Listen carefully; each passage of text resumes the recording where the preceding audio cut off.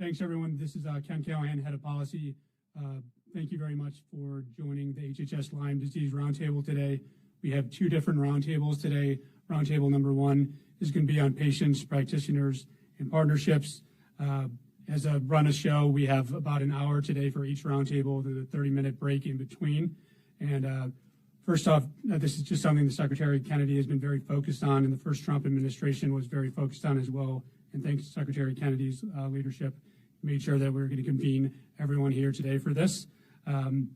So I'm just going to take it to Secretary Kennedy, who's going to give some quick remarks. Then we'll go around for introductions, and we have a few topics that we will be hitting as well today. Sir, I will kick it to you. Yeah, just first of all, welcome everybody, and welcome to all the panelists. As Ken said, we're going to have two panels today. The first one is going to focus on physicians and treatments and patients, and the second one on innovations. Both of them will last apparently an hour, or approximately an hour. This is something that I've wanted to do since President Trump offered me this job.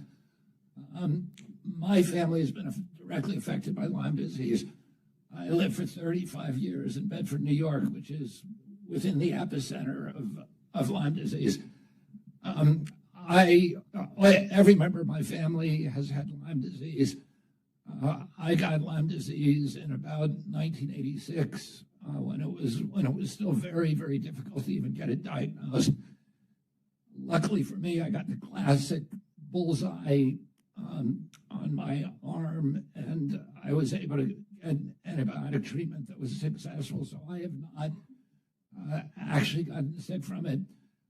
I had a son who that same year had Bell's palsy, so his face was paralyzed for almost a year. And you can imagine the heartache that caused a parent. I have another son who's had chronic Lyme disease and has gone through many of the periorations and experienced the kind of difficulties and the invisibility that patients who suffer chronic Lyme disease all across this country have invariably suffered. It is an invisible illness. For many years, this agency had a deliberate policy to refuse to engage with the Lyme community. And there were top officials in this agency who were saying that Lyme disease did not exist, who would dismiss patients as the symptoms of psychosomatic and send Lyme disease patients to psychiatrists, which you can't imagine a worse combination. These are people who genuinely are ill and are directed to find a psychiatric problem that explains their symptoms. And I've, because of where I lived, I've known many, many people whose lives have been destroyed by this disease, who go to doctor after doctor after doctor, trying to find somebody who will treat it. And one of the problems is that none of the conventional tests that are administered by physicians' offices in this country, whether blood tests or MRIs, whatever test will not detect Lyme disease. And the physicians' community, at least until recently, has not been well educated about it. One of my sons recently, again, went to the Mayo Clinic and was, again, told to see a psychiatrist. And I can tell you this child does not need a psychiatrist. He needs help for his illness. And the same thing happened with chronic disease epidemic during the 1980s, where millions of people were told that they were not sick, even though they had clear symptoms of injury and disease. This agency, this day marks a milestone in this agency where we are recognizing that this is an illness. It's an illness that affects 35 million Americans. COVID, also long COVID, which we had a consortium recently, also affects 35 million Americans, and many of the same things that have happened. And we need to take the same approach that we're taking now with long COVID, which is to go to the physicians who are treating this effectively, to talk to the patients, to listen to people, and then to do gold standard science and to develop tests or diagnostics and then develop methodologies for treatment that are working. And one of the things that we're going to do is start a series under HRSA, a series of centers for excellence around this country where we will identify the best diagnostics and we will identify the best protocols that are successful in the field and on the ground, so that patients who come in with these symptoms, we're going to do our best also to educate the physicians community so that they will be able to direct patients to people who can help them. And, one of the exciting things is that we're seeing many of these clinics, many individual physicians who've decided to specialize in this illness who are actually treating patients very, very successfully. And the patients and the physicians are reporting excellent results. We want to standardize that. We want to make sure that every physician in this country can recognize the symptoms of Lyme disease and test for it, and then to direct patients to the best possible treatments. I'll say another thing. I spend a lot of my time, my life, in the woods, and that experience has now become hazardous across this country. I remember one day in 1987 when I stood in my bathtub and picked 29 ticks off myself. And that was typical in Bedford. If you went out into the woods and you were active, you would get covered with ticks.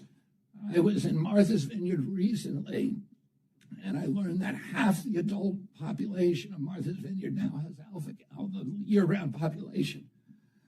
So it's become hazardous now to go into the woods. And the MAHA movement is trying to get children to be active, to get them to go outside, to get them to experience nature, not only because that's going to benefit them physically, but also the spiritual connection that we get to God, to our own health and well-being, to the serenity that we have access to only when we're in nature. And now that's become a hazardous experience for people. And we've got to figure out a way to make it safe for children to go back in the woods again. And that's part of what we're doing here, and it starts with listening to patients. During the AIDS epidemic in this country, the NIH took the position that they were an ivory tower, that the solution was going to come from them, and they refused to talk to the physicians who were on the ground in places like Dallas and New York and San Francisco and Los Angeles, where physicians were developing ways of successfully treating the symptoms of AIDS. And those physicians were silenced, they were delicensed, they were censored, they were demonized and vilified. There was a movie made about it called Dallas Buyers Club. My uncle, was one of the ones who convinced Anthony Fauci to do parallel track clinical trials with those physicians on the ground to fast track the clinical trials of the remedies that were actually working to heal patients. And the agency here did that very reluctantly. They wanted to control and they wanted to develop the treatment. And they developed AZT, which probably killed more people than AIDS did, conceivably. Oh, it's not a good match. We need to start listening to the public. And that's what this agency is going to do. I want to thank, first of all, Congressman Chris Smith, who was the chair of the Lyme Caucus and who has been responsible for getting some of the funding that we need to make sure that this works. I also want to thank, is your name Bennett? Yeah, and I know your boss, Steve Cohen, Alex Cohen, who lived very close to me in Bedford and who also had Lyme disease ravage their families. And my daughter was best friends with their children. So I want to thank you on behalf of the Cohen Foundation for the resources that you've put into dealing with this terrible, terrible disease. Without you, we wouldn't be anywhere near where we are today. So I hope you thank Alex and Steve for me on behalf of the agency. I also want to thank Congressman Morgan Griffin for joining us today, who's also been a leader on this subject matter. Thank you to also the subject matter experts, the clinicians, researchers, innovators, patients, caregivers, and thought leaders who are with us today. This is the latest roundtable building on the long COVID roundtables in September about invisible illnesses impacting everyday Americans. Today's event is more accurately to be called an action table because HHS is acting on invisible illness and chronic conditions like Lyme disease. The purpose of today is to elevate patient voices, advance people-first, data-driven Lyme solutions. Today, I'm proud to announce the renewal of the LymeX Innovation Accelerator, which President Trump launched in 2018, between 2018 and 2020. It's a partnership between HHS and the Stephen and Alexandra Cohen Foundation. This partnership includes a 3-year memorandum of understanding that will build upon the $25 million that the foundation invested into HHS in the first Trump administration, including the $10 million LymeX Diagnostic Prize and more than $107 million the foundation has funded in total Lyme science and infrastructure, including Lyme disease biobanks and the Lyme Clinical Trials Network. This announcement fulfills commitments made in the MAHA strategy report to address chronic illnesses that affect millions of Americans. HHS appreciates Dr. Ben Nemser of the Cohen Foundation for being here and for his leadership. Together, we are redefining the Lyme status quo. Lyme disease affects nearly 500,000 Americans every year. It is a bacterial infection transmitted by the black-legged tick and deer ticks, and cases have now been reported in every U.S. state in the continental United States. Lyme accounts for 82% of all tick-borne diseases and 77% of vector-borne diseases nationally. Tick-borne diseases more than doubled between 2004 and 2016 and continue rising. Children and those who work and recreate outdoors are at highest risk. Ticks also transmit an estimated 20 pathogens that cause human diseases, including those that mimic or compound Lyme symptoms. Some ticks cause alpha-gal syndrome. This is the Lone Star tick. That's the meat allergy. If you get bit by that tick for even 10 seconds, you could be unable to eat meat for the rest of your life. Unfortunately, Lyme disease diagnostics remain unreliable. Current tests fail to detect all stages of the infection, and up to 20% of patients experience persistent debilitating symptoms even after antibiotics. Research has been underfunded, misunderstood for decades, leaving families without answers. Comprehensive cost of illnesses studies have not yet even quantified the total economic burden of Lyme disease. Lyme disease is an example of a chronic disease that has long been dismissed, with patients receiving inadequate care and at sometimes derision. In the Trump administration, things are different. We are validating patients' experiences now. Our country is built on freedom, and MAHA is built on informed choice and medical freedom and good science. Patients must have clear information, real option, and the freedom to make decisions about their own care. This is especially important for complex chronic conditions like Lyme disease. I'd like to express my gratitude to everyone with us today. You've all been leading the way on making this invisible illness visible and impossible to ignore. All right. Thank you, sir, and thank you again, Larko. Thank you, everyone, for being here today. So right now, we're going to have each roundtable participant, if you can please state your name, title, and a short description of some of the work you do, either treating or bringing awareness to Lyme disease, or some of the work you've done as a member of Congress. Congressman Smith, we'll start with you. We'll go counterclockwise around the table. Thank you so much. Mr. Secretary, first of all, thank you Let me say that again. Thank you. The patients, their families, everybody involved with Lyme disease and other tick-borne diseases are absolutely thrilled that you're walking point on this, and of course with the full support of the president, and you are going to make the difference. 33 years ago, I met with CDC, NIH, and HHS people with a delegation from my state, because we're one of the epicenters of Lyme disease, top people from CDC.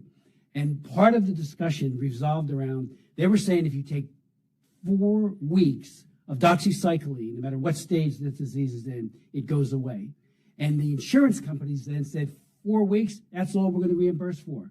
And you know, we got them to admit that their recommendation was being misread, if that's what it was happening, that, you know, they were taking that 4 weeks as that's it for the insurance companies, and they claimed that they would reverse it, and they did. In '94, I offered an amendment to the NDAA, the Appropriations Committee for Armed Services, and frankly, Fort Dix is in my district, and we know that many men and women bivouacking were getting Lyme disease, going back to their states, National Guard and Ready Reserve, only to say, what do I have here? Getting misdiagnosed by doctors who were very ill-informed about what was going on. So we did a $850,000 per year program, and it took off. It did become law. In 1998, I introduced the Lyme Disease Initiative of 1998. It had all of the components that you mentioned, trying to find a way of treating, but before that, of discerning who has it, who doesn't, you know, a diagnostic, whether or not vaccines may or may not be applicable. And it was a comprehensive bill. It was bipartisan. One time I had over 100 co-sponsors, could not get it out of the Energy and Commerce Committee because people in this building were saying, nothing to see here. I was disgusted because I knew a lot of people who had Lyme, including members of the Assembly in New Jersey and others and friends. So it was like, how can you do that? It wasn't until the 2016, and you know this, 21st Century Cures Act, that we put the mainstay of that bill from 1998 into it, dealing with the issue of a blue ribbon type commission, a task force that would leave no stone unturned, with Lyme literate people participating. That was transformational. And what Secretary Azar did with his Lyme disease initiative and what that report, they finally recognized Lyme, chronic Lyme, which had been a culture of denial for decades. They wouldn't call it that per se, but they called it that. And so that anyone who didn't get it right away, the way you did with the antibiotic, with the bullseye, could you then, you know, get some treatment. We did the Tick Act. There was a bipartisan effort again, and you have the senator who championed it on the Senate side, Kay Hagan Tick Act. We're going to reauthorize it this year again. And tonight, the Senate will vote on their NDAA conference report. And I put in an amendment that passed 4 times. It failed, passed in the House, failed in the Senate, to finally look at, and I know you have spoken out so well on this, where did this come from in its hyper current manifestation? Was it at Fort Detrick? Was it at the place right near you? Plum Island. Plum Island. Was it there? And GAO will be fully empowered to leave no stone unturned, and now it'll have a congressional mandate to get to the bottom of it, because they were weaponizing ticks. Dr. Berthofer, as we all know, was a weapons expert. And he told Chris Newby in her book, Bitten, and I know you've read it, I've read it twice, quoted her extensively, that she looked at his files. And we weaponized, you know, it was stopped by Nixon, that's how far back it goes, but the legacy of that biological weapons testing and the like has been absolutely cruel to our own people. My daughter, eldest daughter, 48 years old, she has chronic Lyme. She manifested about 10 years ago and has been very sick. She has a Lyme literate doctor. Very, very aggressive effort to try to hold it in abeyance, because in a way you don't get cured. So I can't thank you enough. And I mean this, because we used to talk to the wall in this building. And they're always polite, would sit there, yes, and then nothing would happen. And you're doing it. Thank you, and God bless you. Thank you, Congressman.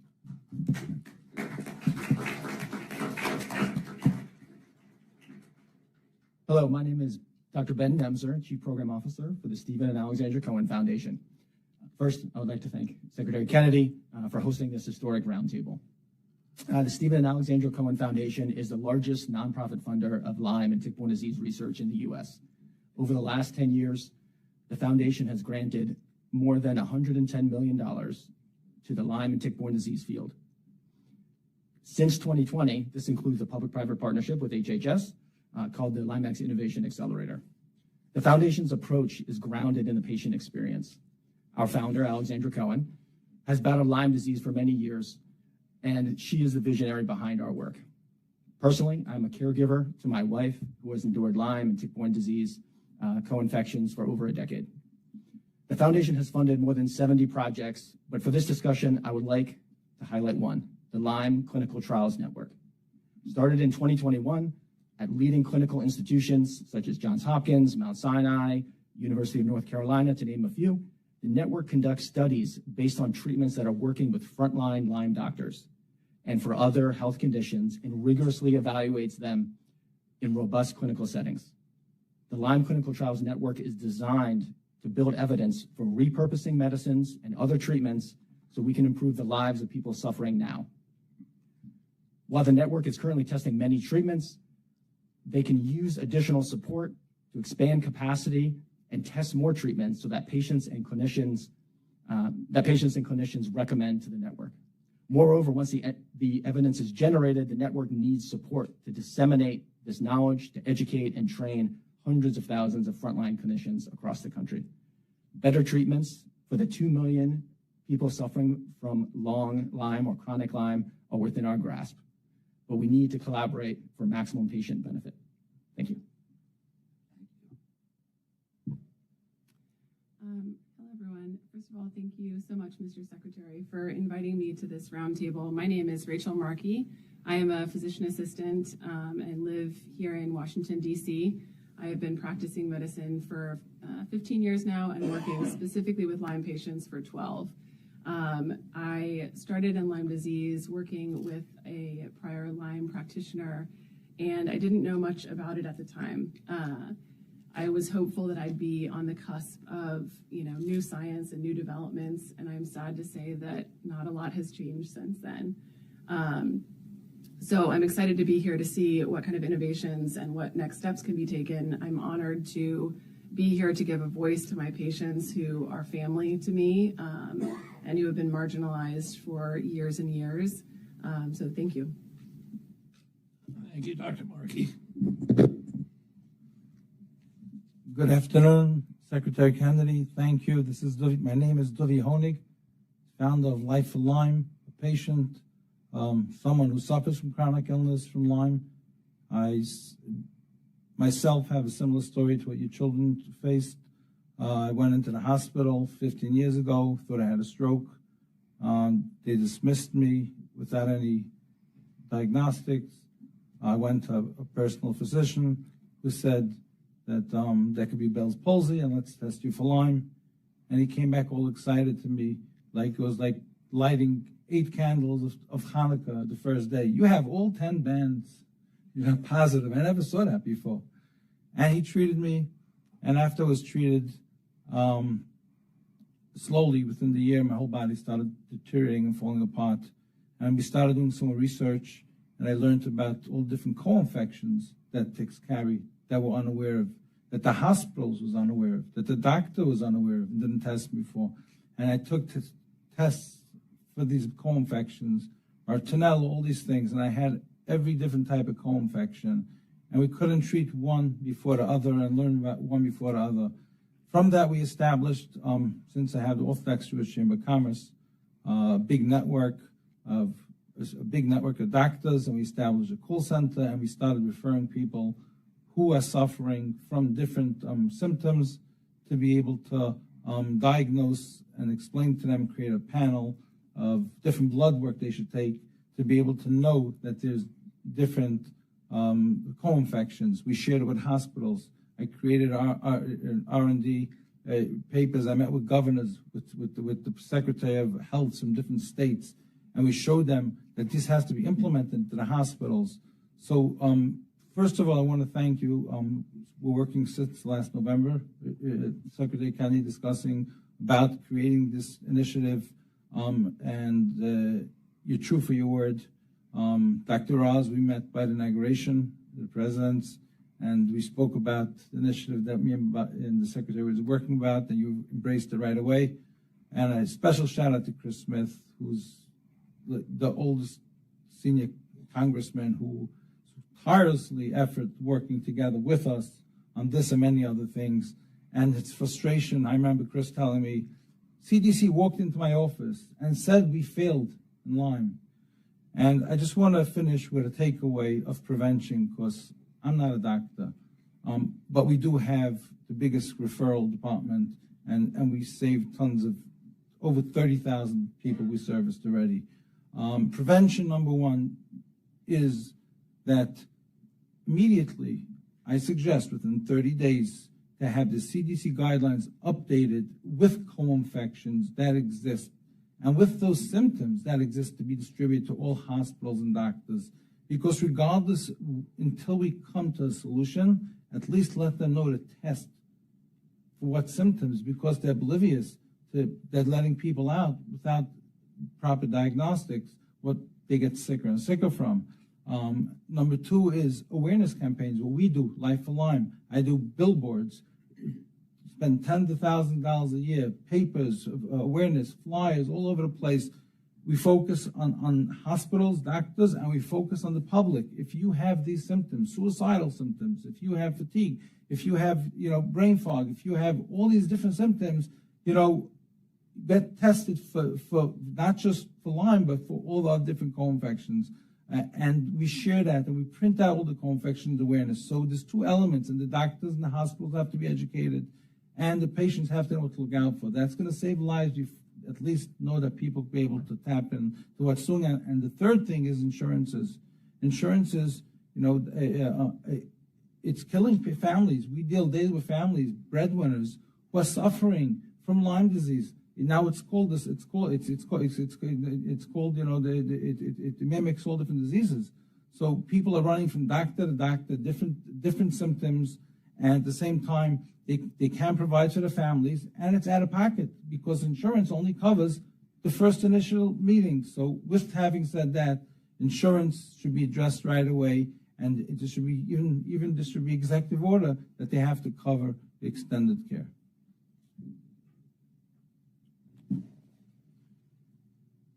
My name is Stephen Phillips. Thank you very much for inviting me to speak today. Good afternoon. I'm a physician, researcher, and author. In 1996, I opened my medical practice, and from day one, we focused on chronic illness. And the goal was to identify and diagnose properly chronic infections that are known to cause a wide range of chronic and autoimmune illness, things like Lyme and others. And that's what we've done. And my practice has been exceptionally effective at getting patients off of disability and back to full lives. And these results have been replicated over several decades, over more than 25,000 patients. My research areas have been fairly broad. I started out with microbiology and immunology work, went into innovative ways for direct detection tests, which are desperately needed. And my most recent research area has been in drug development, where I've worked with people at Stanford to formulate a new drug candidate, and it's been the final throes of testing at Tulane University. And I'm really privileged to serve on the Scientific Advisory Board for the Bay Area Lyme Foundation, which has funded $40 million of research that's been some of the best in the field. It's the most patient-centric, most innovative, and really the most impactful. I'm also an author, a co-author of Chronic, which is a best-selling book on chronic illness, and it details my story, and it's really a distillation of the decades of research and my medical practice and what I've accumulated knowledge. And I'm a best-selling author on Substack, and it's called Zero Spin. So like others here today, my family and myself have been devastated by these infections. I was motivated to open my practice, not because I got Lyme in med school, but yeah. Oh, sure. I'll take after my dad with my soft-spoken. I said I was motivated to do what I do because of my father. I ended up getting Lyme in med school, and it was a chronic and relapsing course, but it was not disabling. But what I did learn through my studies, because I took all these electives in Lyme at Yale, And I realized my father was most likely suffering from undiagnosed Lyme for more than 20 years. So he had an insidiously progressive dilated cardiomyopathy. He was given 6 months to live. They were putting him on a heart transplant list.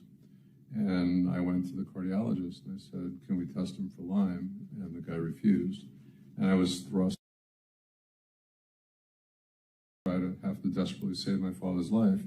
And fortunately, he responded really beautifully to antibiotics, and his heart function normalized, and he lived another 25 years. And in 2010, I came down with an absolutely devastating illness related to Bartonella, which I sustained from spider bites while sleeping in my bed. And just for the sake of brevity for these introductions, I won't go into the full details of all that, but I would like the opportunity during this roundtable to, paint the four corners of the problems, because after 30 years, they're pretty apparent to me now, and to hopefully present some potential paths forward of how we can get this situation taken care of. Thank you, Dr. Phillips. Hello, my name is Samuel Sofio. Hello, my name is Samuel Sofio. I'm from Cincinnati, Ohio. I'm a junior at Cedarville University. Secretary Kennedy, thank you for the honor of being at this table, and thank you all for caring about those afflicted with Lyme disease. My story reflects many across this nation. In 2020, I became chronically ill. My parents, who watched me sprint across the soccer fields, now watched as I struggled to go on walks. I'm so sorry. Oh. I'm All right. My story reflects many across this nation. In 2020, I became chronically ill. My parents, who watched me sprint across soccer fields, now watched as I struggled to go on walks, to take deep breaths, and even just to function without pain and fatigue. My parents drained their hard-earned money with doctor appointments, blood tests, heart monitors, and imaging. The medical system tossed us back and forth, leaving us at the end of the road broken, with misdiagnoses, little in our wallets, and no answers. If it wasn't for my relationship with Christ, I would have lost hope. I've been fighting Lyme disease for more than 5 years. Currently, I'm being treated by Lyme provider Carrie Hodges. I'm very thankful for just the blessing she's been in my life. She works with long COVID doctor Jordan Vaughn. As you all know, patients need better and affordable testing. We need insurance to cover our treatments because we pay out of pocket. Thankfully, organizations like Limelight help patients with this. Lastly, one Lyme sufferer said, "Let me know if you find something that works." Some patients spend years sinking all of their money into treatment, but they don't get better. We are hoping for more research to know what works. Secretary Kennedy, I know that you understand the impact of Lyme disease, and I want to say thank you, and thank you all. I know that you all are fighting for us and are dedicated to gold standard care. Thank you.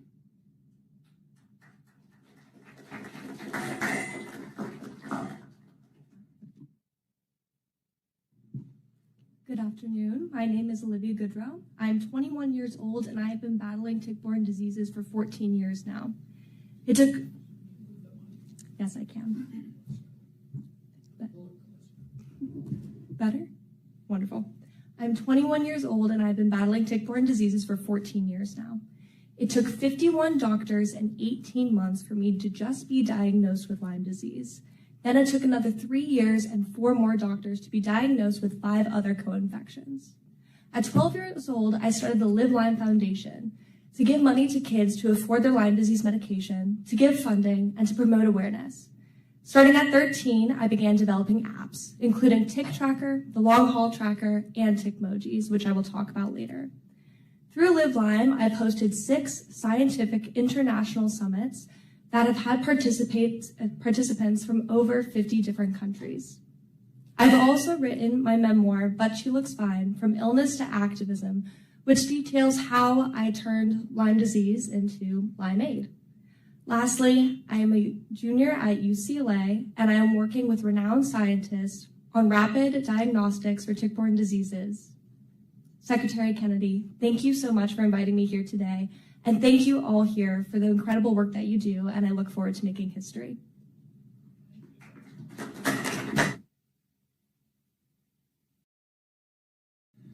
Hi, thank you so much for convening this meeting.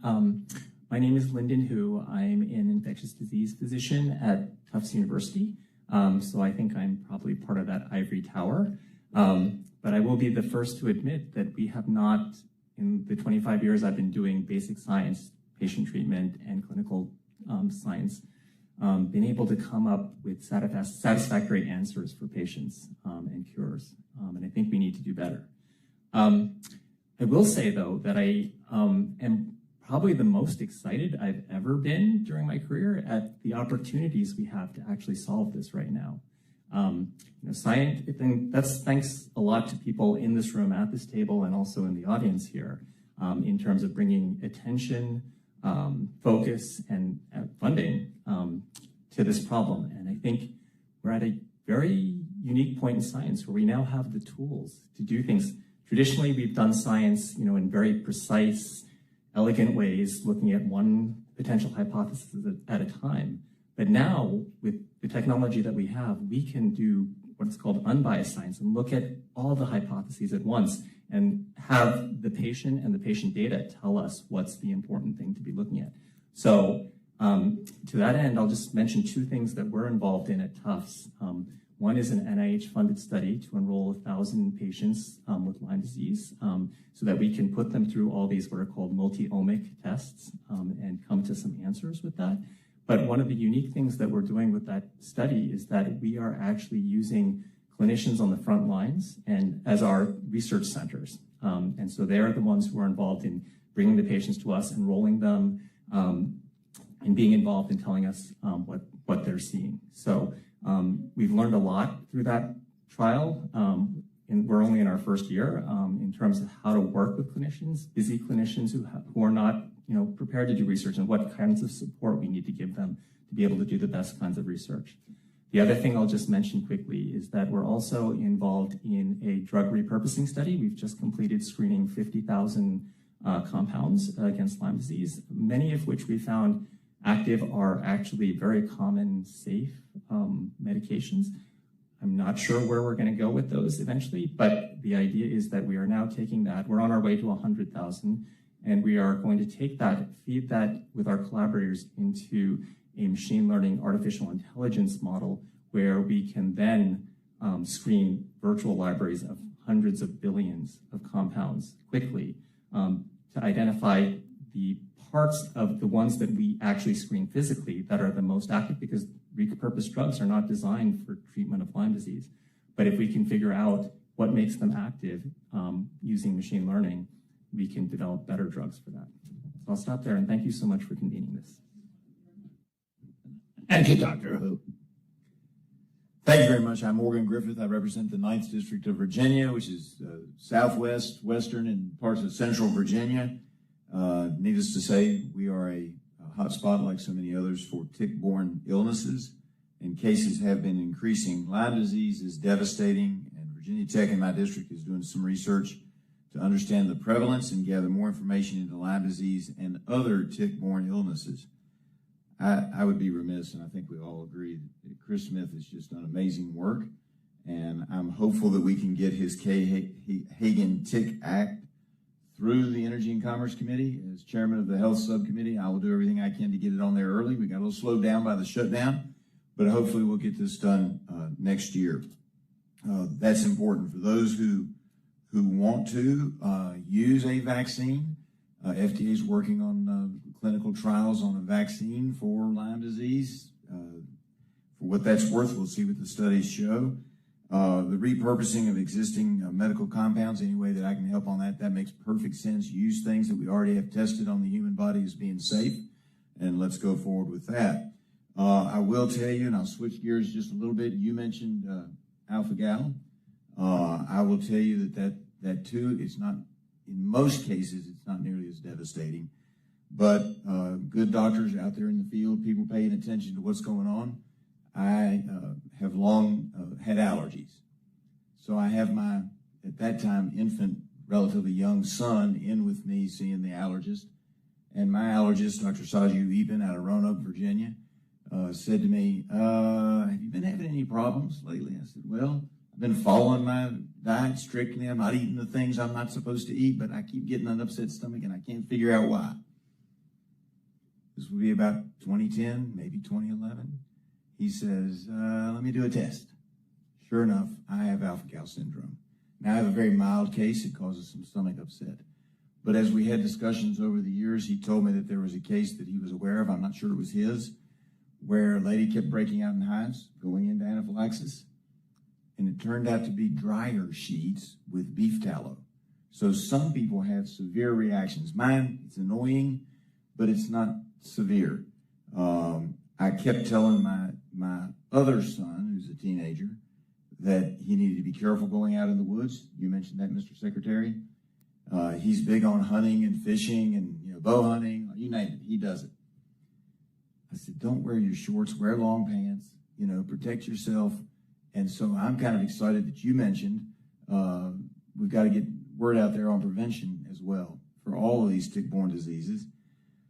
Fortunately, he has not contracted any of the diseases as of this date, but he wouldn't listen to Dad. But when his best friend came down with alpha-gal, all of a sudden, I haven't said anything, but I noticed he's wearing the long pants now. Mr. Secretary, what Dad's experience didn't help him, but his best friend did. But these are things that we can work on as we go forward. And last but not least, since we've got a little bit of a platform here, I'm going to mention Revivicor. I'm kind of excited, and I'm going to, the poor dog can't wag his own tail. I'm going to wag my tail a little bit on this one. I have no interest in Revivicor for those who worry about it. I don't own any stock. It's a company that does medicinal stuff. It does organs. In order to transplant organs from pigs and cows, they had to take out the alpha-gal protein genetically from those animals. And I suggested to them in early 2020 that they look into having their product that they originally designed, the genetic work in my district, and look to the FDA to see if they could get it approved for food. In late 2020, they got it approved. There's an alpha-gal safe pig product out there, but no major supplier has picked up the license on it. But it's out there for those people who suffer from that. So that's a minor one. But then I asked Davis Michaels, who does incredible work for me in my office, to come up with a list of all the different ones. And we know about everybody knows about the big three: Lyme, alpha-gal, Rocky Mountain spotted fever. But my goodness, there's close to a dozen, if not more, diseases. And I'm learning so much listening to all the co-infections and so forth that are going on here. That's why this hearing or meeting today is so important, Mr. Secretary. Thank you so much. And as chairman of the Health Subcommittee of Energy and Commerce, I'll do whatever I can to help move these things along, not just Chris Smith's bill, which he's been the champion on for years and years, but anything else that we can do to improve situations on lots of diseases. But today we'll focus on tick-borne illnesses. And thank you so much for doing this. And I yield.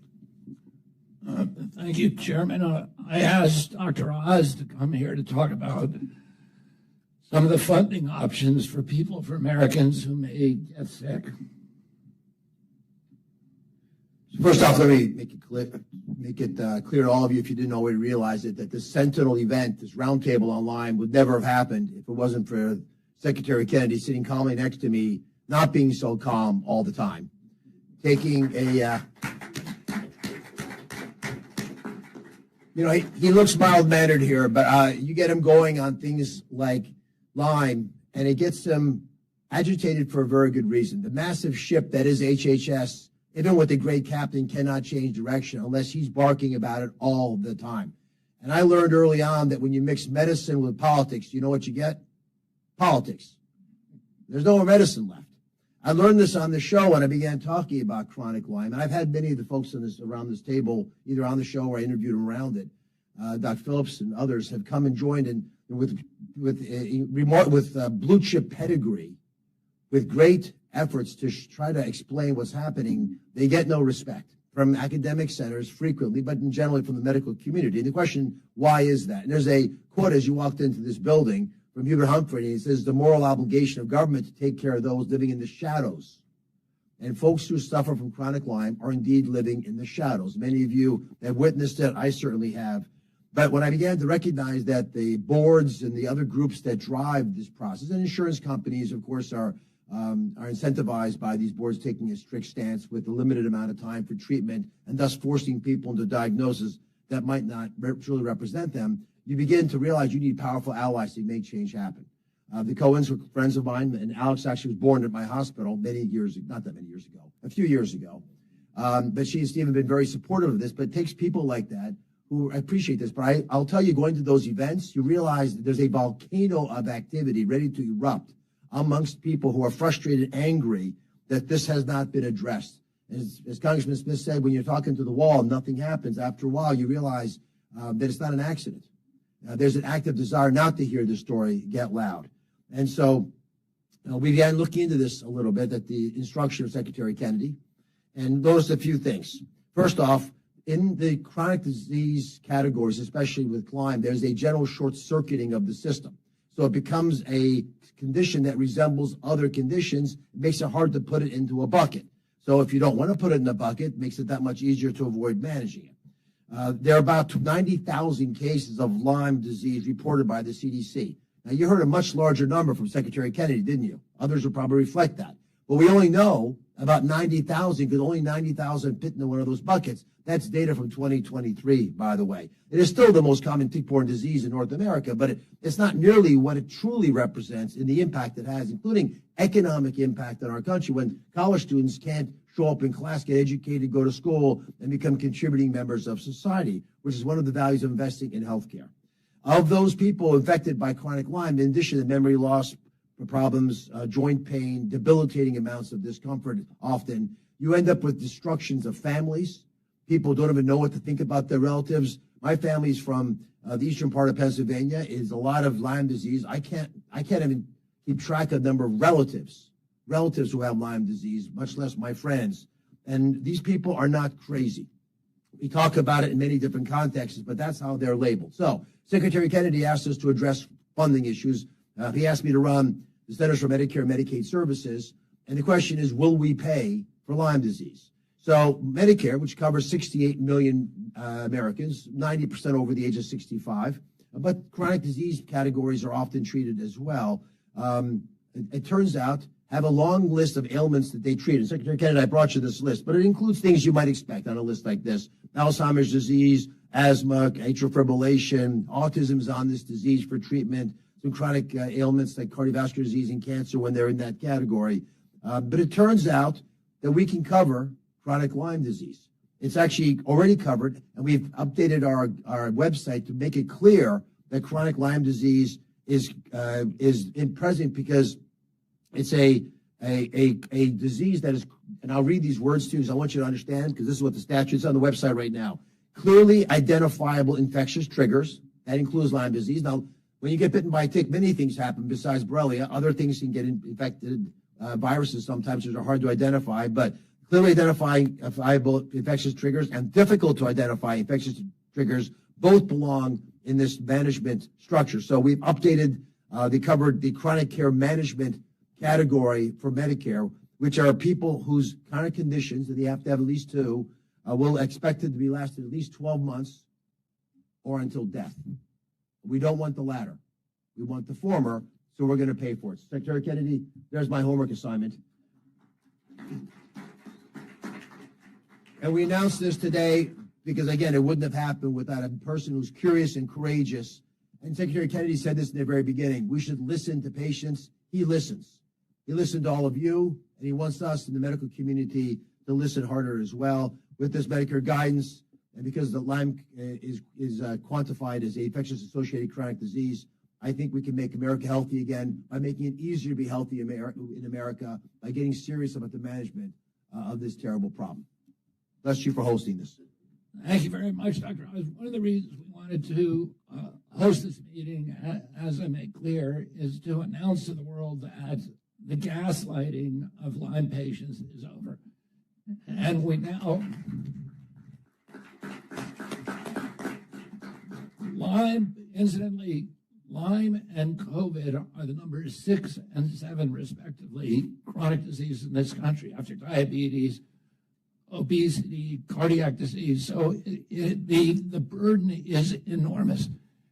And the economic costs have not been quantified anywhere, but as Dr. Oz said, there are all kinds of collateral costs when people can't work, when families are destroyed. And I've seen the pressure that it puts on families when you have a child who's chronically ill, who has brain fog year after year. I think my son has seen more than 51 doctors.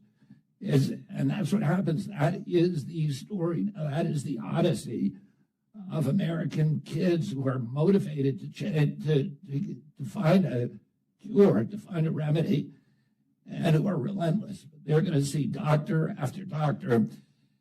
And I'd like to do something in the short time that we have left, and I wish I could spend 2 or 3 hours with this panel. We have another panel coming up on innovation, but I'd like each of you maybe to go around and talk about the most exciting innovations that you're seeing right now that might give hope to people, to patients who have Lyme disease around this country. And maybe I could start with Dr. Hu. I think we're seeing an explosion in new diagnostics that are coming through. And as you mentioned, I think diagnostics are the start of all of this until we have a diagnostic that allows us to clearly separate out patients. Because I think the general, and is it okay if I do some non-scientific justified speculation? But I think many people think that Lyme disease is probably not just one disease, that people get there through different pathways, that there are different things that go on. And until we have tests that separate people into the different subgroups of Lyme disease, we won't be able to really test the treatments that are appropriate and going to work on them. And when we lump people together and test a treatment, it's not going to work in some, it's going to work in some, but it washes out, so you can't tell if anything's working. So I think the new coming diagnostics are terrific. I think there's a lot of new coming things in prevention so that we can prevent some of the people from suffering the way the people at this table have. So I think those are really exciting in terms of some of the new preventative things that are coming down the pipeline that are kind of innovative and not been tried before. So, things in terms of our group is working on narrow spectrum antibiotics that can be taken for long periods of time to prevent disease, but could also be used to try longer-term therapy, because all of our tests for chronic Lyme disease have been done with pretty short-term antibiotics, like a couple of months. So if we had something safe that we could use for longer periods of time, we could really test these hypotheses and see if they work. So those are some of the exciting things that I see coming down, and one of the reasons I'm really excited about this point in time for all of us.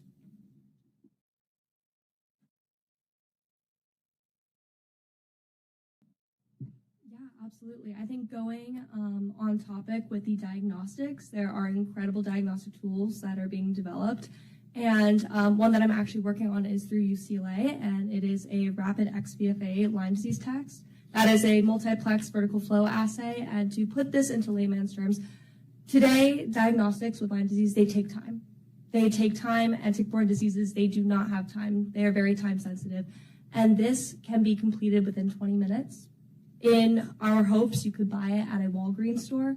And I believe that this is a rapid test for tick-borne diseases that could really help people all over the world, especially in rural areas where they might not have access to clinics. Additionally, LymeSeq is also working on a multiplex immunoassay, which has AI learning as well, and it has a 94% sensitivity rate, which means that it is extremely capable of detecting tick-borne diseases and Lyme disease. So I think that a lot of universities and a lot of groups are creating incredible diagnostic tools, and I think what we can do is really just fast-track these innovations, because once we get a diagnostic tool that can accurately detect tick-borne diseases, Lyme disease included, then that allows a lot more capabilities for getting proper treatments, medications, insurance companies to cover these things. So those are some of the innovations that are out there.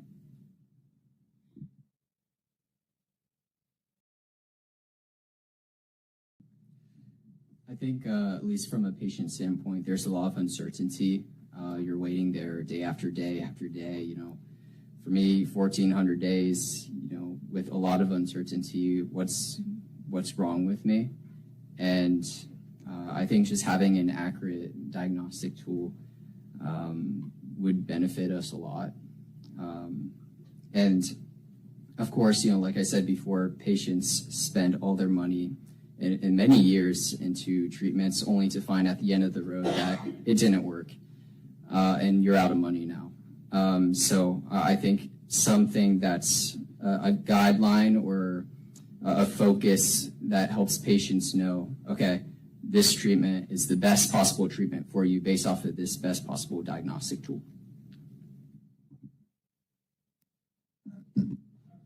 Dr. Phillips. Yes, thank you. So I would hate to be a wet blanket on everyone's optimistic parade here, but to make better antibodies, we desperately need them because the current antibody testing on their best days is kind of abysmal. They miss more cases than they diagnose. However, on day 21 of doxycycline, those antibody tests, even when positive, fail to be useful. We really need direct detection tests.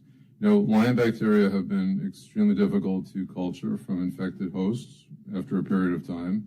If you inject Lyme bacteria into a dog, you let the dog get sick for a couple of months, you know the dog is sick, the dog has Lyme, you did not treat the dog, you can't isolate Lyme bacteria from the blood of the dog. It's very difficult. Despite that difficulty, these organisms have been obtained alive from not only animals, multiple species, when they cut them up after therapy, they have been found in human tissues around the world. We know that the pathogen persists, and yet we don't have a good direct detection test on the market. We can't even kill Lyme bacteria in the test tube with the several antibiotics that are recommended by the Infectious Disease Society of America as the purported curative treatments for Lyme. The situation, if you explain this to Joe the plumber, they would say, what is wrong with this field? It is so messed up. How can this paradigm have persisted for so long? This is an easy to diagnose and easy to treat illness when the facts speak otherwise, and they have done so for decades. And when it comes to Bartonella is a beast. It's incredibly antimicrobial resistant. There's only one class of antibiotics that actively kills and effectively kills Bartonella, and that is aminoglycosides. And they are hamstrung by horrible pharmacokinetics. They don't get inside cells. Bartonella is an intracellular infection. They don't pass the blood-brain barrier. Bartonella does. They are horribly toxic. People can only be on them for a couple weeks before developing, ear toxicity and kidney toxicity. So when I say, what's exciting going forward, I can tell you that I do think that in the next couple of years, there'll be the opportunity for AI-designed drugs and small peptides. I know that there's good research going on at Duke with a subset of screening, like high-throughput screening for small molecule, finding that's, funded by the Cohens and also originally by Barry Allen Foundation. So that's optimistic there. But the other thing I wanted to mention is that a couple of people have said that Lyme can mimic this disease and mimic that disease and what have you. And when I opened the doors, one of the first things I noticed that people were coming in with diagnoses of fibromyalgia and rheumatoid arthritis and lupus and multiple sclerosis and ME/CFS, and patients were getting better from these various conditions. So if it mimics a condition 100%, and Lyme and these other infections are known to be able to mimic these other conditions, then by definition, it's causing these conditions. This is a broader issue than people, I think, realize. This is not just about Lyme in the way that people think of as Lyme, but I think that these other conditions, like there are over a dozen studies, randomized controlled trials on rheumatoid arthritis, showing that antibiotics work and placebo doesn't. The critics of these studies will say, well, some antibiotics have anti-inflammatory effects, that's why they work. No, they've also done the studies in antibiotics that are completely devoid of anti-inflammatory effects. There are multiple open-label trials on multiple sclerosis showing that antibiotics help multiple sclerosis patients when standard MS therapies have failed. And I can tell you from my personal experience over 30 years, I've gotten quite a number of patients with these conditions to get better after standard therapies have failed. So that's the only thing I would like to add to the commentary. And pardon me, we have just as a heads up, we have about 10 minutes or so, so we'll have to keep the remarks short. Okay. Secretary Kennedy, I just want to acknowledge on the surface that you are the innovation. Recognizing Lyme disease today, what you've done made history.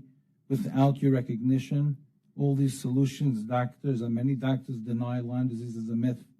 Today, what you've done, put it out publicly, is the innovation. And Dr. Oz, for you incorporating Medicare to cover extended care is innovation, because this is the surface before we go down to all these solutions. And I want to applaud you for that. And I just want to ask you, how do we get other insurances to mandate them to follow in your direction? Private insurers will often cover Medicare decisions, and there's obviously a desire to treat chronic illness, but Dr. Phillips is really addressing the problem. If you don't know what you're paying for, and you don't think it really works that well, you're not that incentivized to treat it because you don't get the benefit of a patient getting better.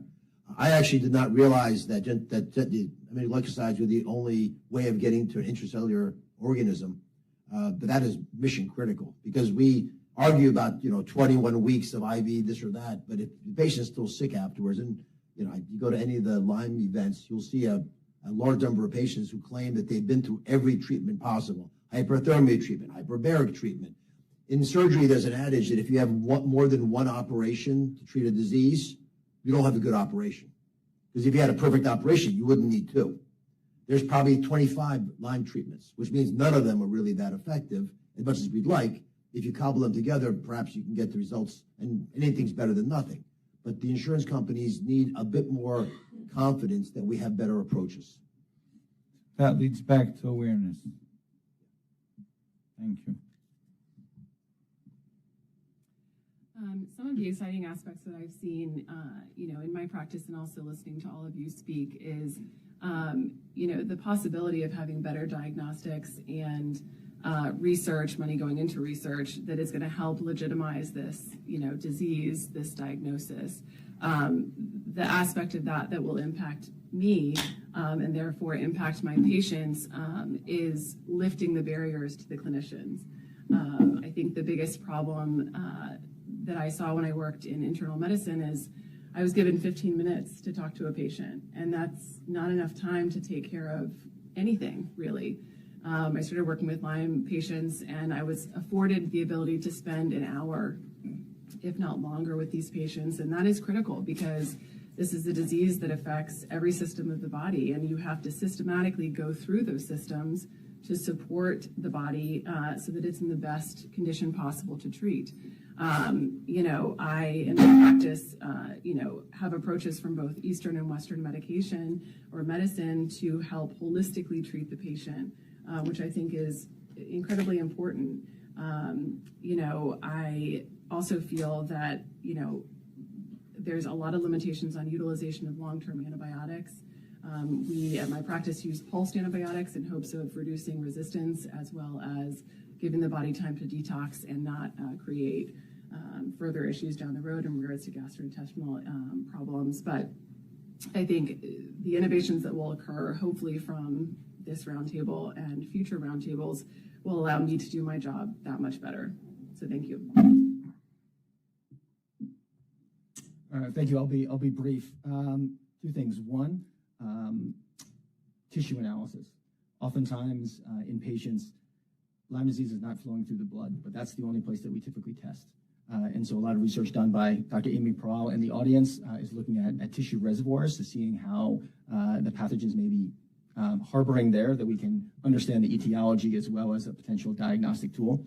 And then second, I think just for everyone here as well in the audience, we've been talking a lot about long Lyme, chronic Lyme, and jumping into the deep end. If you need a good summary, I would recommend the award-winning documentary, The Quiet Epidemic. It goes through a lot of the history of Lyme and all the difficulty of patients, some of the innovations. So I think that'll be a really great place for folks to start. Thank you. Mr. Chairman, Mr. Secretary, thank you so much again. Duvie, thank you for your great work in Lakewood and around that area, which is in my district. And Morgan, we now have a chairman of the Health Committee who is totally committed to Lyme disease. In the past, when our bill would come before that subcommittee, it was killed each and every year. The gentleman from my own state of New Jersey, Frank Pallone, he was chairman. I lobbied him, asked him, appealed to him, and he would not bring up the bill. And the mainstay of that bill was the Blue Ribbon Commission, the task force, to finally look at all of these in a very dispassionate way. Having your leadership, Mr. Kennedy, is just, and you too as well, is extraordinary. We always had like a civil, okay, thank you, go on, have a nice day, from the top people at NIH, CDC. I mentioned that 82 meeting, the 92 meeting, I should say, was unbelievable. They were the best of the best, top people. And they basically said, no, thank you. There's the door. Chronic Lyme does not exist. There needs to be something to be done with the infectious disease side of America. They lobbied aggressively against our bill.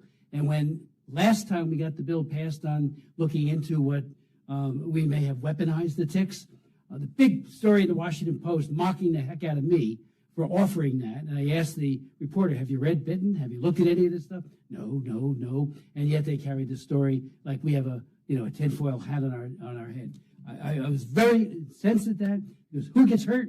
All of those people, Megan Bradshaw's here. Megan told her story recently. She should be on television talking about not only her courage, but her overcoming spirit. And she is just one amazing former patient. She still deals with, obviously, these issues. And Olivia, when she talked about her tick tracker, what an amazing thing that is. I've had hearings on my on Foreign Affairs Committee. I've had hearings on how this is global. You know what the pushback was on that, Mr. Secretary? Oh, if you're in Canada, you probably have visited the United States at some point. And I had a senator there tell me that that's what he was told by officials there. I think that's changing, but this is a global issue that needs to be treated as such. Again, can't thank you two great leaders enough. Morgan, thank you. Well, thank you very much, Chairman. And I want to thank all the panelists for being here. I want to thank my partner and friend, Dr. Haas, for joining me, Ken Callahan, and stay tuned. We'll be back in about 20 minutes with the next panel. Thank you all very much, and thank you, the audience, for coming.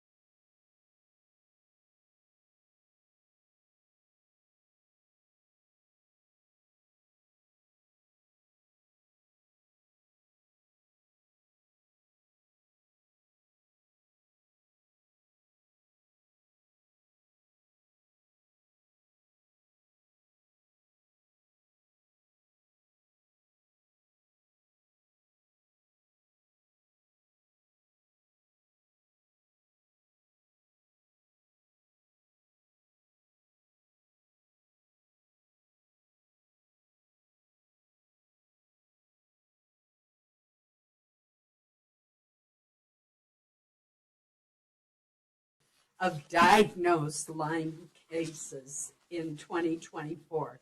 It was 3,218. And I mentioned the word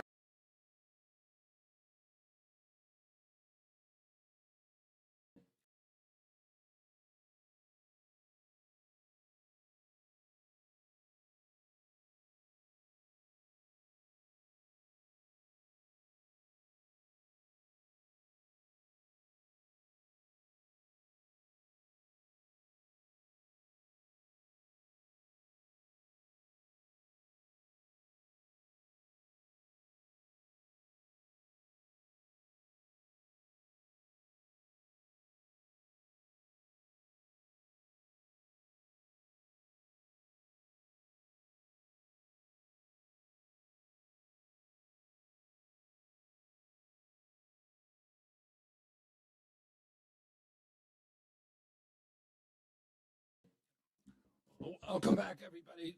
This morning or earlier this afternoon, we had a panel of physicians and patients, and we focused on those issues. This afternoon, this session, we're going to focus on innovators.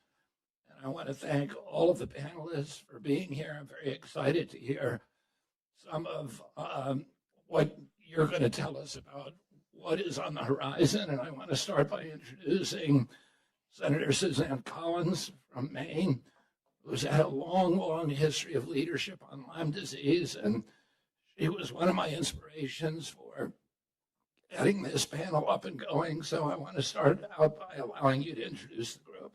Thank you. Well, first, Mr. Secretary, let me thank you for shining a spotlight on this disease and convening this round table and inviting so many people who care so deeply about being here. It's also wonderful to see one of my constituents, Dr. Honey, who is part of this effort as well.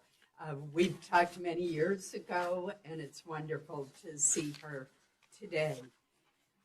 The state of Maine had a record number of diagnosed Lyme cases in 2024. It was 3,218. And I mentioned the word diagnosed cases because the actual number of cases is undoubtedly much higher. The projections are that this year's total will be even greater. We know that early and accurate diagnosis can reduce costs and improve prognosis. The problem, however, is that there are still few effective diagnostics on the market. The Lyme Innovation Accelerator, or LymeX, is an essential tool to help identify and develop next-generation diagnostics. So I commend HHS for its commitment to re-energizing LymeX, accelerating the research on tick-borne illnesses. I also want to salute the Stephen and Alexandra Cohen Foundation, the largest public-private partnership to combat tick-borne disease, because they augment the federal efforts and accelerate the discovery of diagnostic tools, testing, and implementation. The fiscal year 26 Senate version that funds the Department of Health and Human Services maintains $5 million in funding for the LymeX program. Funding will be used for exciting new developments in Lyme disease diagnostics and treatment. It is also very important that the Kay Hagan Tick Act, which I first introduced in 2019, be reauthorized. She was a colleague of mine who sadly died of a tick-borne illness. Currently leading the Kay Hagan Tick Reauthorization Act with me is Senator Tina Smith. The bill has 22 bipartisan co-sponsors. It passed out of the Health Committee by a vote of 20-1. Unfortunately, it's being held up by one senator. I'm still working on him. But the original Kay Hagan Tick Act, which President Trump signed into law in 2019, has led to some measurable successes. It had three components. First, it required HHS to develop a national public health strategy to prevent and control vector-borne diseases. It identified 4 outcomes to help guide public health activities toward measurable and meaningful impact. And one of these outcomes, eliminating deaths from Rocky Mountain spotted fever, has been achieved. The national strategy also calls for the number of laboratory-confirmed Lyme disease cases to be reduced by 25% by the year 2035. It's important to set that kind of goal. The Tick Act also reauthorized regional centers of excellence in vector-borne diseases. And taken together, these centers have supported more than 225 vector-borne disease prevention and control research projects and contributed to the scientific evidence base with more than 600 publications. It's also trained healthcare professionals, and I think that that is really important. Finally, the TIC Act funds CDC grants to state and local departments. That was $19 million across 65 jurisdictions. Thanks to the TIC Act, the number of jurisdictions able to report tick surveillance data increased from only six health departments in 2019 to 44 in 2025. It's very important that this bill be reauthorized so we can continue our work. I do want to mention with a bit of pride some work that the state of Maine is doing, and then I will conclude, I promise. First of all, the University of Maine has a tick lab. It is so important because we have so many people who work in the woods each day. Think of our loggers, think of our game wardens, for example. And the University of Maine has developed this little tick case that they can send a tick to the lab where it can be analyzed for pathogens. I think that's really important. They also do a lot of education, teach people how to check themselves for ticks, although I will admit that my husband and I still have not figured out how to easily identify ticks on our black lab, who is very fond of bringing them into our house and transmitting them to us. Just to give you an idea, the tick lab at the University of Maine tested nearly 5,000 ticks from all 16 of Maine's counties and 398 towns. So it has been extremely effective. In addition, one of the most important tools that I hope we'll continue to research to combat Lyme disease is a vaccine. We did have a Lyme disease vaccine on the market in the early 2000s, but it was pulled. As Lyme disease cases have skyrocketed, I think that this is something that we need to continue to investigate with clinical trials that are currently underway at Maine Medical Center's Institute for Research. So I look forward to continuing to work with the HHS, and again, I'm grateful to the Secretary for inviting me to participate today. Thank you. Thank you very much, Senator Collins. Senator Collins has to leave, has a heart out. Thank you. Thank you. She has a heart out at 4:10, so we're going to have to let her go. I'm going to turn this over now to my Deputy Secretary, Jim O'Neill, who is going to introduce the panelists. Thank you very much, Mr. Secretary, and I'd like to echo the thanks for Senator Collins for her longtime leadership on this issue, which has had tremendous value and given a lot of momentum and encouragement to many of the other people in this room. All Americans deserve to be healthy and happy and prosperous, of course, including Americans with Lyme disease. People with Lyme disease also deserve respect and acknowledgement that they are truly suffering from real disease. And we are all working to make that happen as well. As the Secretary said in the first panel, many of us were in Martha's Vineyard in September, including Jay and me and the Secretary for Tribal Advisory Council. And we heard from the Wampanoag tribe in Martha's Vineyard about the explosion of Lone Star ticks in Martha's Vineyard. So tick-borne illness are very much on our mind this autumn and in our hearts. Also in September, in this very room, the three of us and some others issued the MAHA strategy report. All of us at HHS are working hard to fulfill all 120 commitments from that report.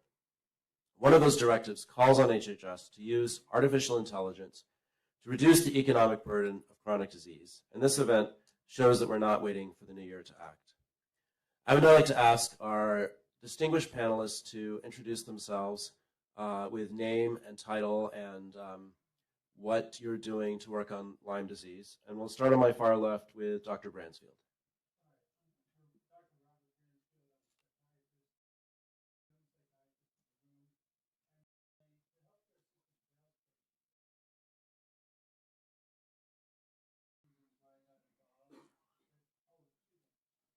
All right, I'll start over again. Okay, all right. I'm Dr. Robert Bransfield. I'm a psychiatrist in New Jersey. And when a healthcare system fails someone, they often are referred to a psychiatrist. And that's one of the reasons why I'm here. I've been treating thousands of Lyme patients over a span since 1973 when I saw my first Lyme patient. And in treating thousands of patients, I've learned from my patients, and a good part of my research has been based on that. Some of the articles that I've done have focused on some of the areas that have been overlooked. There's right now 650 peer-reviewed journal articles on the psychiatric manifestations of Lyme disease, and also some with cognitive impairments with dementia. That's on the table there if you want to read it. So there is a strong amount of evidence, goes back to 1952. Now, in working with these patients, I found there were some neglected areas. One area is trauma related to being lost in the healthcare system, post-traumatic stress. Another thing I worked on is substance abuse. People with chronic Lyme who are inadequately treated, 12-fold increased risk of substance abuse. I've also worked with autism, done 8 articles on Lyme-related autism. It's not just Lyme, but there's 20 infections that I see associated with autism. It's a infection, genetic susceptibility interaction that's immune-mediated. Then I've also worked with people with suicide. That was an overlooked area, and that comes up a lot. People don't die from Lyme disease from arthritis. They die from suicide or drug overdoses. I've also worked with patients who are violent. That's been a big issue. And homicides, dealt with homicides, tried to prevent them as best I could, wasn't always able to do that. And then a big thing in looking at Lyme disease is that it's a clinical assessment is more critical. Right now, these are complex interactive infections. There isn't a simple lab test. And in psychiatry, we don't make a diagnosis of depression or anxiety with a lab test. We make it with a thorough clinical exam. Sir William Moser said, if you listen long enough, the patient will give you the diagnosis. And that's what we have to do. And we really can get that. So I've developed a clinical diagnostic system that anybody can use. And I've also developed some educational videos that are on the internet that anybody can listen to learn about that. It's good to educate other mental health care workers in this area. Now, my recent journal articles, one was looking at the entire connection between infectious disease and mental illness, and that was one article. Another article, which I did with the Lyme Biobank out of the Bay Area Lyme. In that case, we had a patient who was on my waiting list, and he was a case where he was inadequately diagnosed, inadequately treated, and then he went on to chronic disease, and he got lost in the system, couldn't get help, turned towards substance use. That made things worse, became psychotic, killed his best friend, and killed himself. And then we did an autopsy. We found evidence of persistent infection in his brain and body that helped explain why he acted in the way he did. Another article that I did is looking at this interaction of with COVID. My concern was that it contributed towards greater violence in the world, and I looked at proving that, how that occurred. But it also looked at the model of the role of infectious disease and violence on a regional and global level. And if you look at the map, where there's more infectious disease load, there's more violence. And you see that in different conflict zones. In higher equatorial areas and higher altitude and higher latitude areas, there's less vector-borne disease and less violence. Particularly in equatorial areas where there's compromised environments, you see more violence.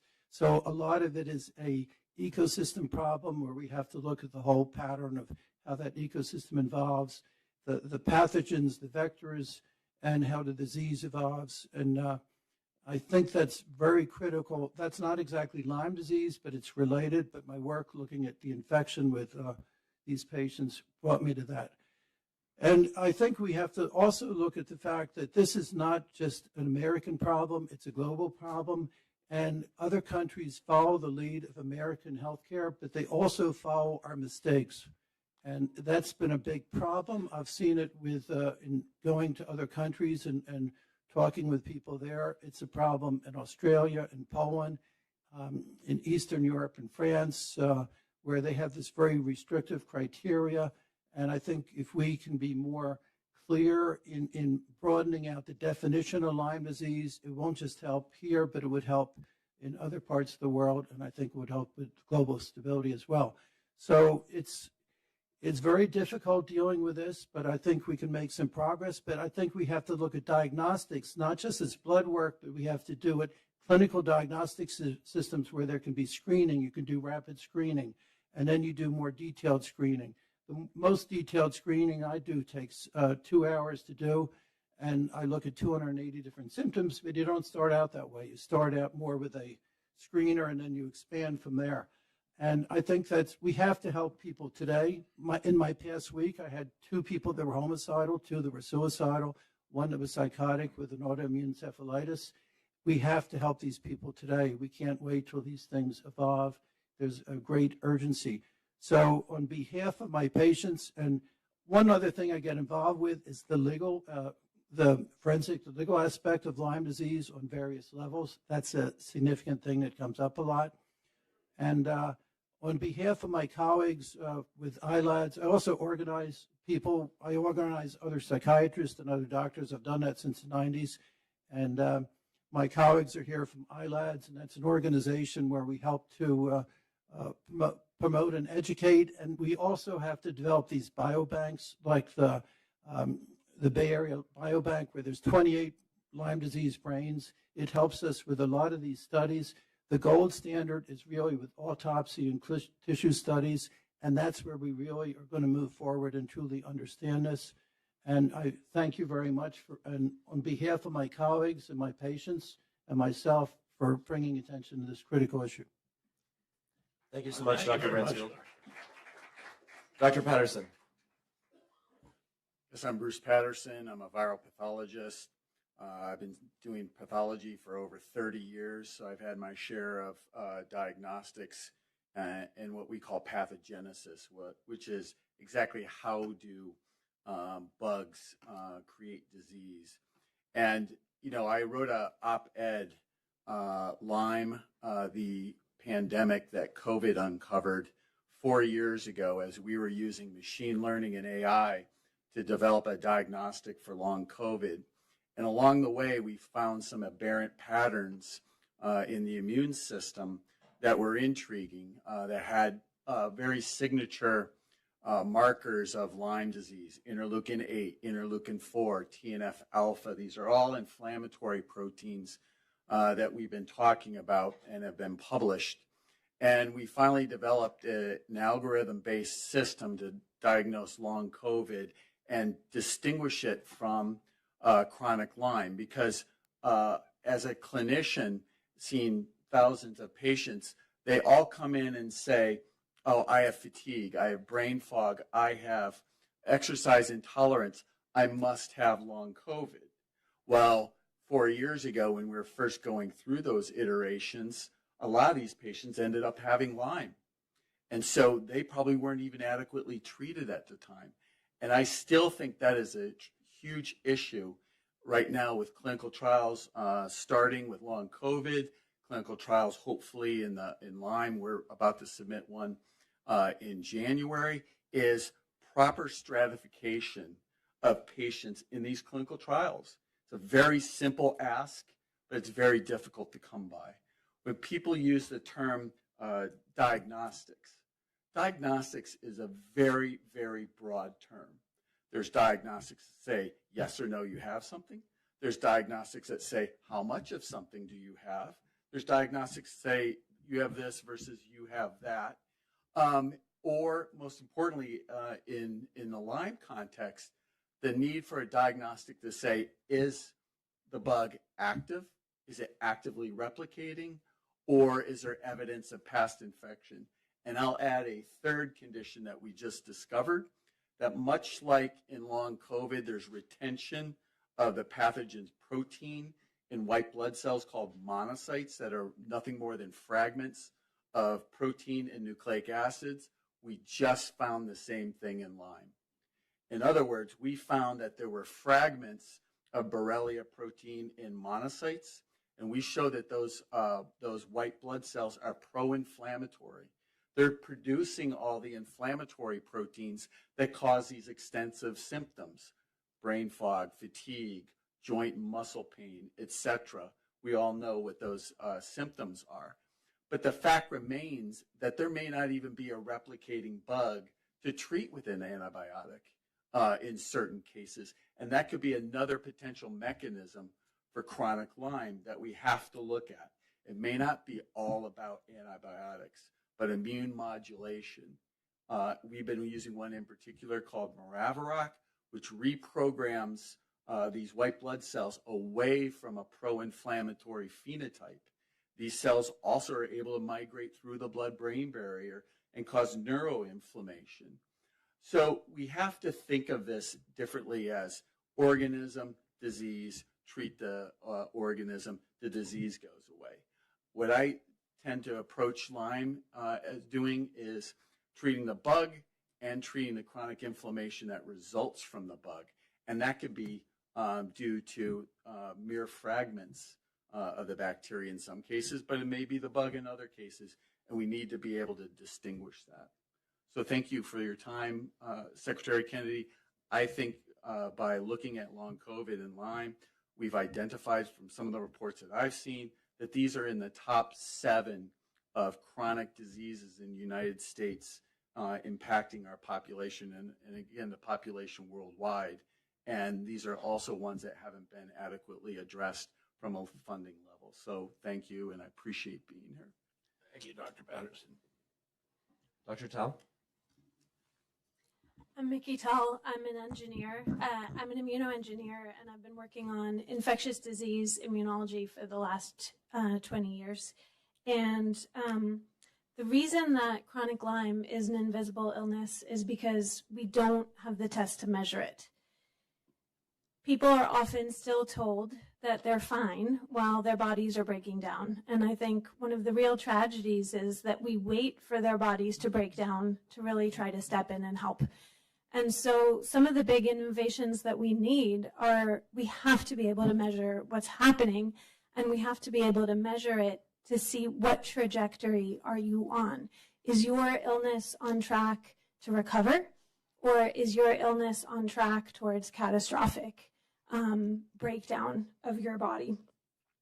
So at MIT, we're rooted in engineering. And rather than looking at this as a mysterious syndrome, we're looking at this as a set of problems, solvable problems. And so I lead a clinical study at MIT. It's actually MIT's largest clinical study. It's called the MIT Maestro. And I've left a handout on the back table, as well as I've given each of you guys to show you some of these features that we can measure. And we are running thousands of tests. We have over 1 million data points per participant. We've looked now we're looking at hundreds of people who have long COVID or chronic Lyme or acute Lyme and trying to see if they are on track to recover or not, comparing them to recovered controls. These diseases are complex, and clinicians can't exactly ask their patients, is your connective tissue damaged? Is your connective tissue recovering? Is your blood-brain barrier integrity compromised? What about, are you getting enough blood flow to your brain? But these are things that we can measure, and we need to be measuring so that we can really understand the different impact. I've brought you just for an example. This is a capillary scope. You can look at the blood flowing through your smallest microvasculature, your capillaries, and You can wear there's all sorts of different wearables available to look at blood flow. There are different wearables and different trackers that you can look at. Eye tracking, you can look at voltage, brain voltage, you can through EEG. And so we have all these different measures that we can very finely measure and put hard numbers on different features of neurological dysfunction. So we don't need to say, oh, brain fog, that's a subjective symptom. We don't have a way to measure that. Well, we do have ways to measure neurological dysfunction, and we need to be doing that. And so we're in Maestro, our concept is measure absolutely everything. But the reason we're doing that is so that we can identify the tests that are the most impactful, the tests that we need to move forward with. And while we're not done yet, I do want to tell you that I think, at the very least, measuring blood flow, measuring, eye tracking and neurological dysfunction, those are really critical and important, and could really help us see, what is on track. And the other thing that I want to mention is one of the other things that we're doing is, instead of asking the immune system a yes or no question, have you ever seen this bug before, yes or no, we're really trying to look at the features of the immune response so that we can ask it an open-ended question. If you saw this bug, how did you respond? Was it in a way that was protective and you're clearing this infection, you're never going to think about this again? Or was it in a way that was catastrophic, bring the house down? And those are really important to identify, because then maybe we could help people before all of the ongoing damage and suffering. And so with that, I really want to thank you for your invitation today and for this open discussion. Thank you, Doctor. Thank you, Doctor. So we've already learned a lot of useful information about Lyme from our first three scientists. Fortunately, this meeting is being live cast and other people are learning from it. Our next four scientists are all people who work here at Health and Human Services. And before I turn it over to Dr. Jackson, I just want to go ahead and announce that because we have so much information today, we've launched a special dedicated page on the HHS website that is going to be a hub for news and data and policy around Lyme. So the website is hhs.gov/Lyme. It launched today, and I hope it will be a resource for everyone. And now I will ask Dr. Jackson for an introduction. There we go. Hi, everyone. I'm Dr. Alicia Jackson. I am the director of ARPA-H, which is an agency within HHS designed for just these types of problems that seem nearly impossible to solve. And we can bring the best innovators around the world who have new approaches. They have new paths that we can go down. And also we can bring together the groups, the data sets, all the AI tools that we need and build those for the community. And so I'm thrilled to be here to make Lyme disease nothing that seems impossible, but actually possible to solve and probable that we can do it, not just in 2035, but within the next 5 to 10 years. And I do believe that is possible if we bring the right people and resources and committees together. Already, we've started to build an effort around these invisible diseases.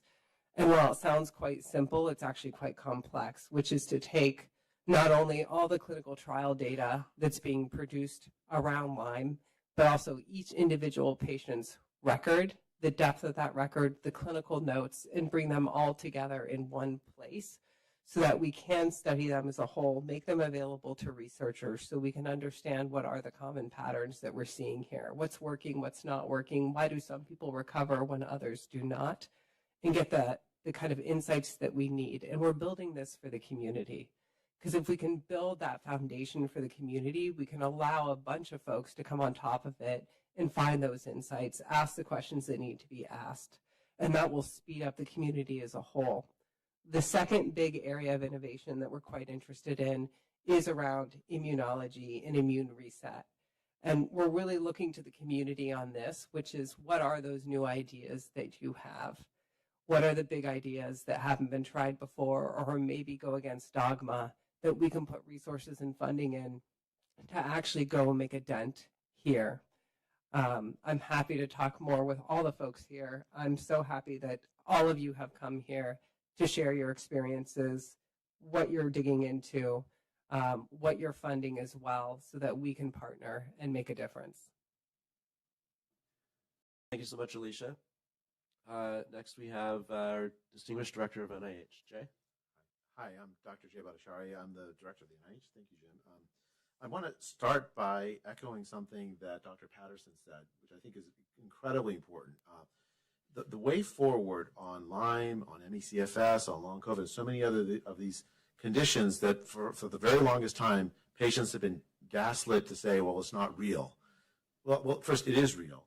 But also, when you think about addressing it, you can't just think about the pathological agent that initiated the condition. You have to think about the patient as well.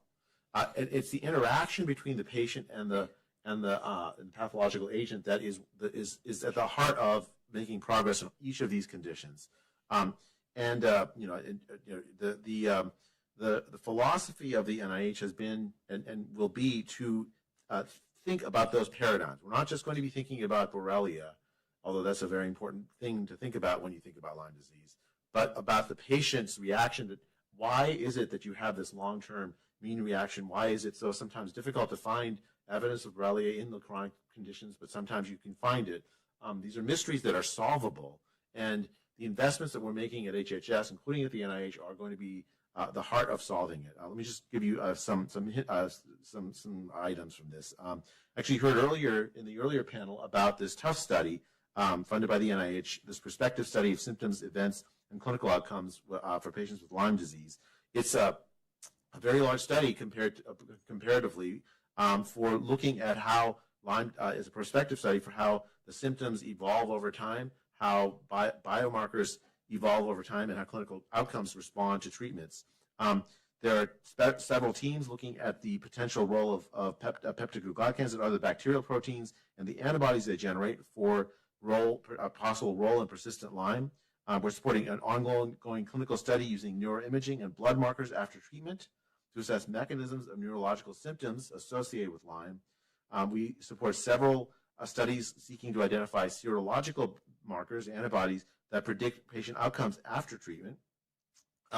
And we are about to launch at the NIH Clinical Center with partnership with the Children's National Hospital in Washington, D.C., a new clinical study that will improve our understanding for pediatric Lyme disease, which is an increasingly important problem.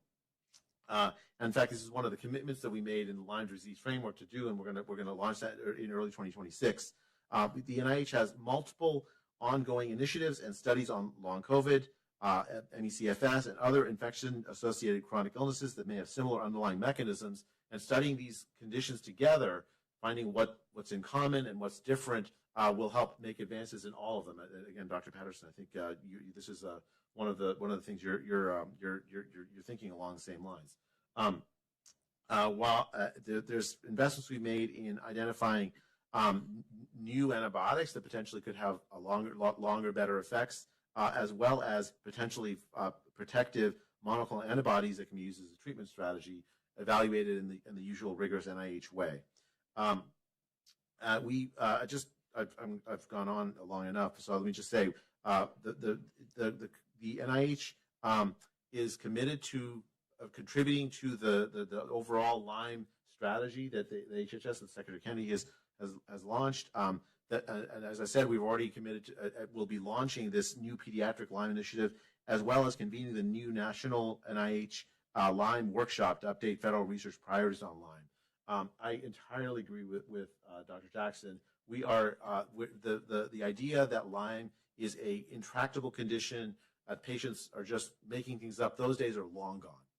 Those are long gone. At HHS, we are absolutely committed to making sure we do the gold standard science to address your condition, and with the advances we're seeing, there's a real potential within a few short years that we'll have much better early predictive biomarkers, much better treatments, and real cures, maybe even then ways to prevent it that we don't currently have, but we're headed in that direction. Thank you so much, Jay. Next, we have Dr. Herodopoulos. Well, good afternoon, everyone, and thank you, Secretary Kennedy, for your initiative on this very important issue that affects so many Americans. I'm the Chief of Staff of the Office of the Surgeon General, and I am a family medicine physician, practiced in Florida for 2 decades. I have diagnosed and treated patients with Lyme disease, so I do bring some real-world experience to the Office of the Surgeon General. Part of what we do is want to communicate with the Americans. How do we live healthier? How do we have disease prevention and harm reduction?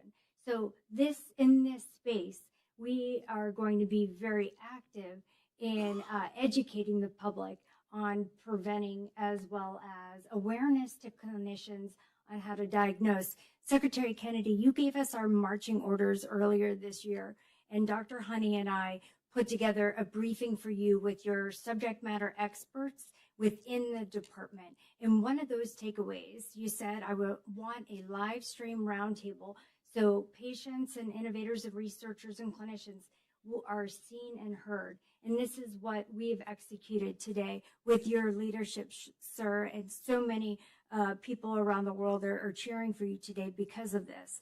So what I could tell you is that, I don't know if you remember, I put poppy seeds on the table for you because I said these are the size of the nymphs. And people don't understand it's not just the adult tick that spreads the Borrelia bacteria. It could be the nymphs too, and those are the size of a freckle. So as we talk about primary prevention, we want, obviously, Secretary Kennedy wears jeans when he goes hiking for a reason, so he doesn't get Lyme disease and for others. And so we want to cover up. We want to make sure that we are not getting it in the first place, but taking it off. Research recently showed that the Borrelia bacteria, actually, it doesn't have to be 48 hours. It can happen within hours that the bacteria is spread. And it's a very smart bacteria that quickly gets out of the blood and into the tissue. Unfortunately, that's why we have such a hard time with the biomarkers. And it develops a biofilm and hides. And so that's why even antibiotics are so hard to penetrate into the biofilm and get to it. So clinicians need to understand that just because a patient doesn't live in the Northeast doesn't mean you're not thinking of it as a differential diagnosis. Making sure that if you are not totally able to understand why they're experiencing it, maybe you need a test or maybe you need to treat. Just educating yourself. Let's take down those barriers. This is a paradigm shift for patients with Lyme disease, but also for clinicians to be aware to test. No longer will you be gaslight. I want you to know your opinion, your experience matters, and you are valued. So the wisdom we get from you, the patient-centered approach is warranted, ensuring that the voices and experiences that are affected by Lyme disease directly shape program development. And we listen at events like this, and you get real-world insights from patients and clinicians, and then you communicate how your stakeholder input could shape a program and then launch initiatives that, like ARPA-H is very much working on possibly novel antibiotics, as well as preventing maybe tick population expansion, and also some anti-inflammatories that very much help with the immune dysregulation with the cytokine pathway that is expanding the disease state. So we've learned so much, but there is so much more to be done with Secretary Kennedy's leadership and all the internal stakeholders that are here with your influence. So yes, we have the Lyme disease site on the HHS website, but also there's going to be a fact sheet that's released today with some wins. I think it's a really big deal that the chronic care management guidelines with the G codes help the physicians to see that with the MLN that they can actually get reimbursed to see patients with chronic illnesses, and that Lyme disease is listed on that active as of just 2 weeks ago. That is a big deal for the Lyme community. You are being seen, you are being heard, and we are doing things at HHS for you. And this is the beginning of the journey. This is not the end. So we are going to continue this communication, and I promise there are going to be more wins throughout this administration because of the wonderful leaders that we have here. So I'm going to let Dr. Honey, who has been my counterpart on putting this together, proceed. Thank you, Stephanie. Dr. Honey. Thank you so much. And it's been a great team effort. Kristen Honey, and I'm the Chief Data Officer at HHS and also the LymeX lead with our public-private partnership.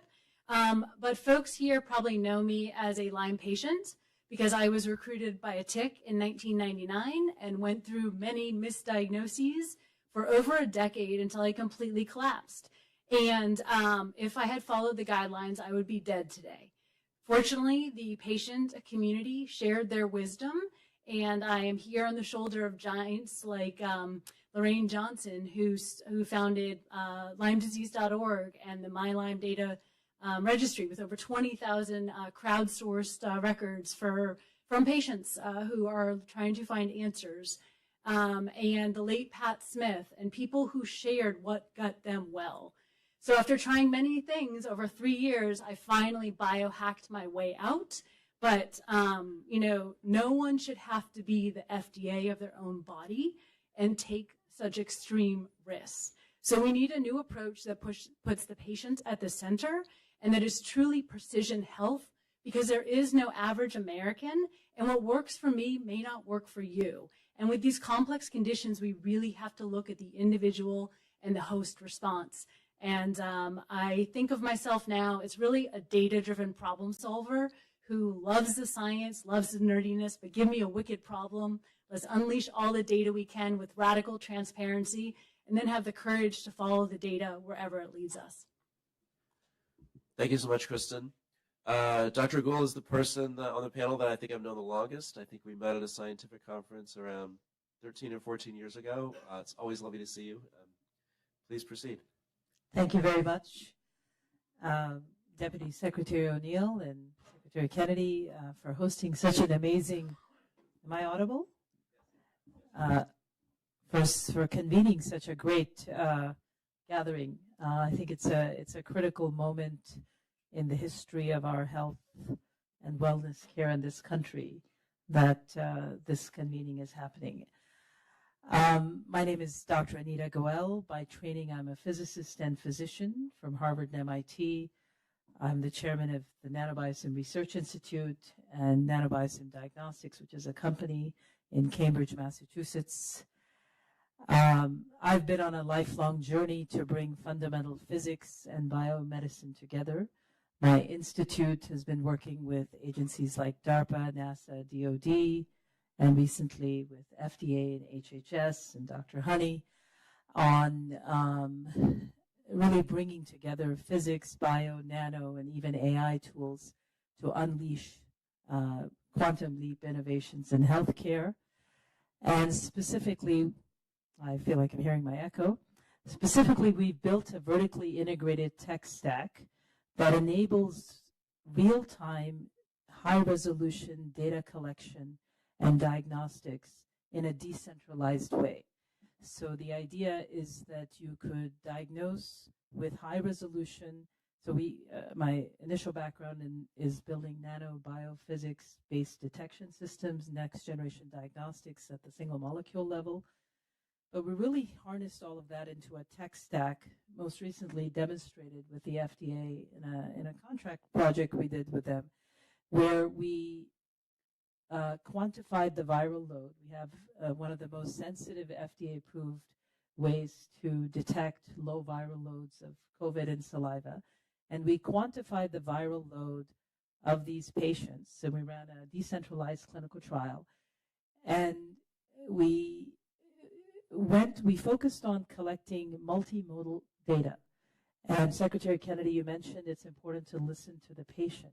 So I see our technology stack as a way of technologically listening to one patient at a time by recording all kinds of data, their past medical history, their electronic health records, their biomarkers, and quantifying them with very high resolution in real time, so temporally resolving this.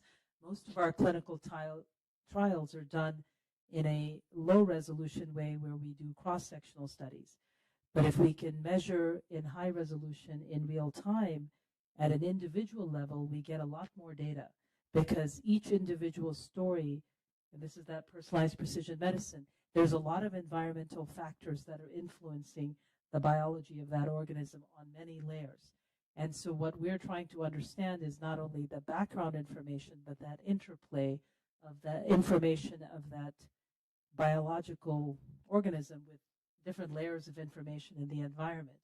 And that, when you mathematically try to put all that data together and extract patterns with tools like AI, you start to get novel insights. And the point is we can learn from patients in real time as opposed to taking 5 to 10 years for certain kinds of clinical trials before therapies become available. So I'm advocating this kind of new technological infrastructure that makes it possible to collect high-resolution data in real time and then collect it on individuals, but then aggregate it over a population of individuals to start to build patterns. It's the way Facebook learns from its users. That's how we can advance our tech infrastructure to learn from every patient, except use it for the benefit of advancing therapies faster, getting them to the bedside faster, being smarter in our triage of patients, earlier detection of patients, value-based care, delivering better care at a cheaper cost because we can allocate our $4 trillion of annual spending budget more efficiently if we understand not just the detection and the quantification of the disease, but how that fits into a bigger pattern of how all these parameters fit together. And so I think what I would advocate is that we're at a pivotal moment right now where with your leadership, we can make major investments into really bringing the convergence of things like physics, nano, bio, and AI together to unleash a quantum leap in our capabilities in terms of not only diagnosis, but this enables, in my view, a platform to accelerate novel therapies for many kinds of diseases, including chronic diseases. For example, we need to understand the interplay of infection and inflammation. And this is true in Lyme disease as well as long COVID and many other diseases. Or even if you look at other chronic diseases of inflammation. And if you can time resolve, let's just take Lyme and long COVID, if you can start to time resolve the infectious phase and the inflammatory phase of each patient, and some of the things we saw in our clinical trial data is that no patients are the same. Some patients have high viral load and their inflammation and their symptoms end when the viral load ends. Other patients, their symptoms end, but they continue silently carrying a persistent viral load. And a third group of patients have no viral load, but they keep having symptoms and some sort of inflammatory framework. And just really trying to understand that and tease that out.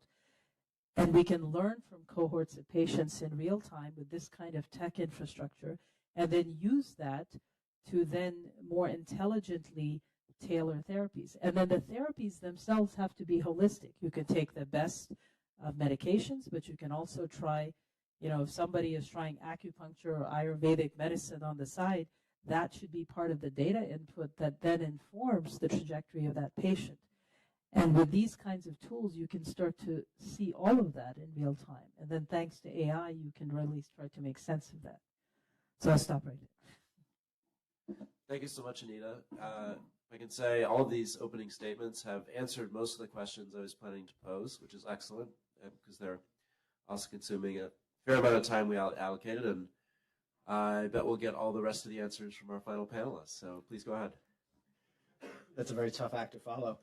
Hi, my name is Dr. Ben Nemzer at Stephen Alexander Cohen Foundation.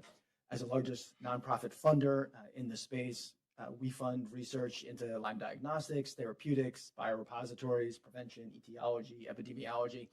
This includes, of course, is the $10 million LymeX Diagnostic Prize competition. Currently, there are 7 scientific teams developing new diagnostic tools. with the ultimate goal of FDA approval in the next 2 years. Over the last 40 years, unfortunately, as we've heard so much about today, the status quo has failed long Lyme patients. There's no consensus diagnostics for long Lyme, no consensus treatments, no consensus on etiology, and of course, the patients and their families suffer tremendously. So our portfolio is geared towards innovative ideas to break through that deadlock. We often attract innovative researchers who have grown frustrated with NIH's peer review process. While NIH peer review process has some strengths to slowly, incrementally progress a research field, the primary weakness is valuing new and innovative theories or approaches. While innovative ideas may be financially risky, the slow incremental approach can take decades. A whole generation of patients suffer, and the current taxpayer gets no benefit. Our foundation is positioned as a counterbalance to this grant-making status quo by leaning into innovations. Of course, some projects are higher risk and higher work because it's what we feel is the best for Lyme patients and their families in the short and long term. Thank you. Thank you to all the panelists.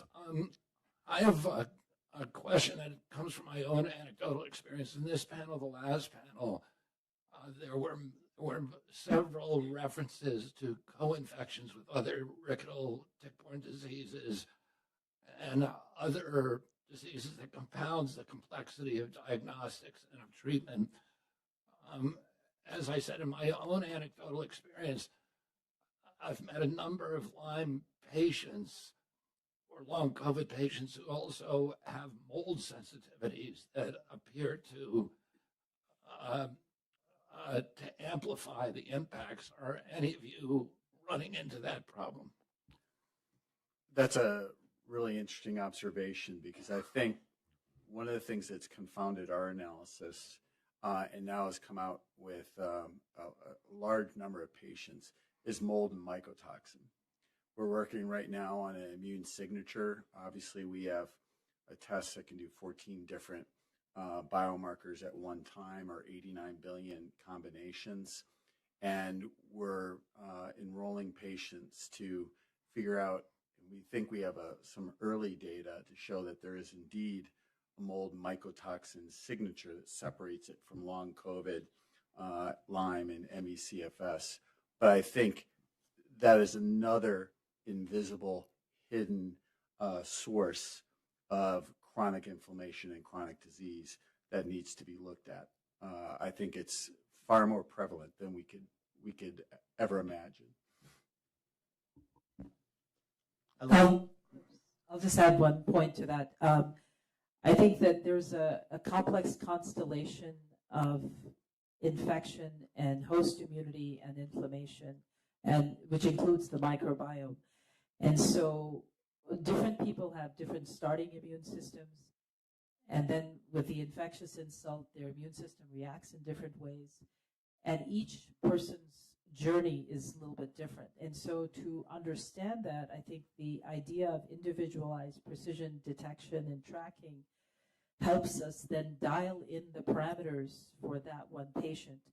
And the way you would do it for one patient may differ a little bit than how you do it for the other patient. And that's why, instead of the one size shoe fits all, having the ability to real-time track, in my opinion, helps you tease out why. Because, for example, one patient might be co-infected because of a baseline immunocompromised situation, whereas another patient may have a post-infectious inflammatory reaction that might then modulate their immune system in such a way that they become more prone to certain infections. And so you really have to kind of understand that interplay as well as the environmental exposures to really answer your question, in my opinion. And thank you, Doctor. The last question I would ask is, particularly from those who are academics, the two of you work at MIT and Dr. Patterson, are there things that we should be doing at HHS that can support your work?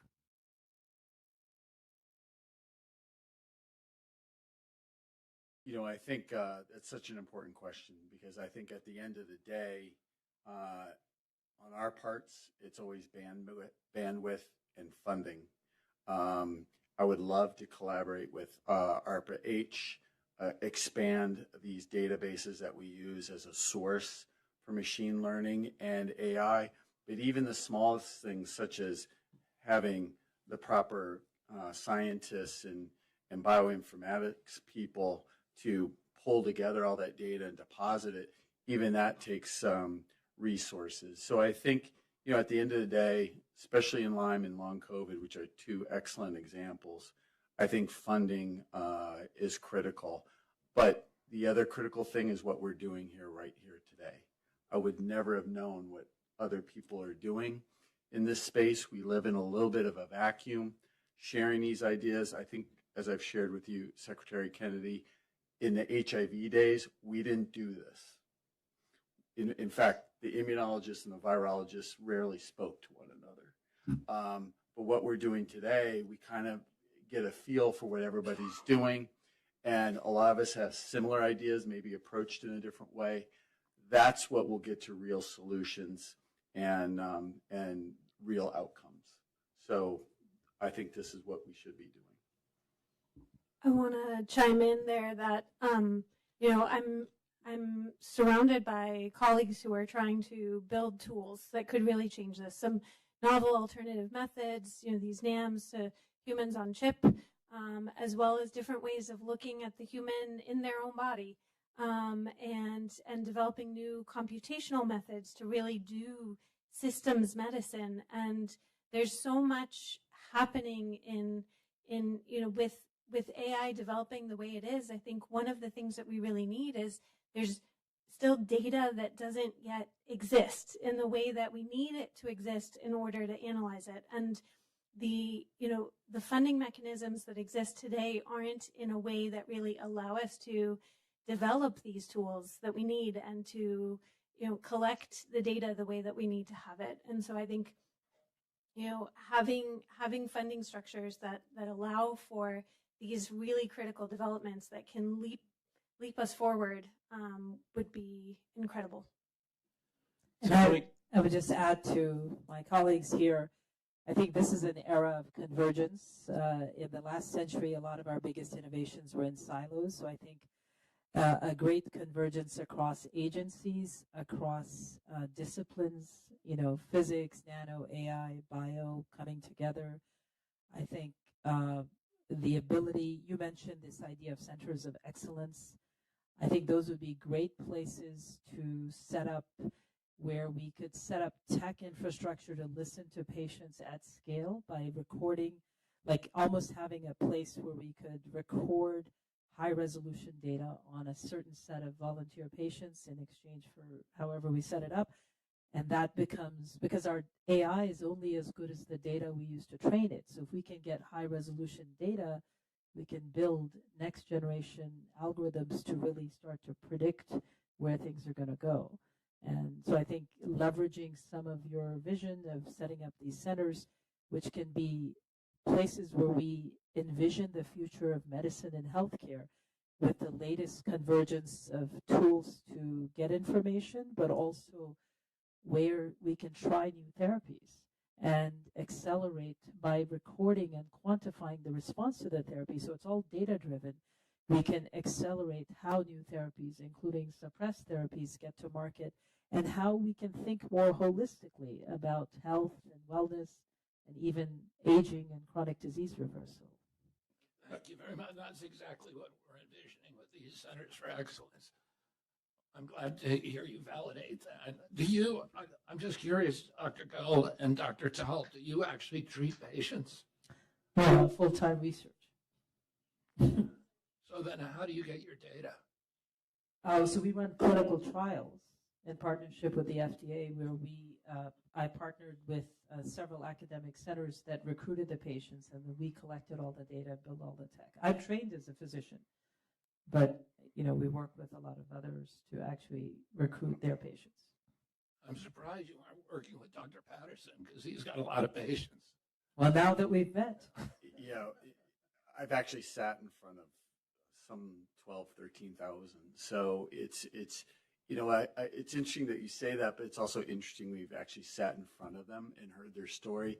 It makes you even more committed to find answers, because it's gut-wrenching sometimes. So there's been a lot of mentions of data, and using data more efficiently is one of our priorities here at HHS. So we have around the department access to a lot of data sets, each of which has a very different structure. So CDC has disease surveillance data, FDA has clinical trial data, CMS has payment reimbursement data, NIH has research data, states have a lot of longitudinal health data, other outside partners have electronic health records, and we're using AI to find ways to look for even weak signals across all these differently structured data sets. And that is one of the potential benefits of AI that we're all excited about. And a lot of the HHS people on this panel are working hard on that. Alicia. One thing I wanted to address that goes directly to this point of what we're talking about is we've started launching this model of bringing new tools into ongoing clinical trials so we can broaden what's being measured. I agree with Dr. Tall quite a bit that we are sometimes limited to where the technology has been versus where it's going. And so being able to bring these new, we call it basically diagnostic markers, not necessarily bio, but a lot of other data inputs that we can get to enrich those data sets and seek new insights, I think is quite powerful, and a model that we could expand even further. We're applying it with our mental health for veterans clinical trials right now.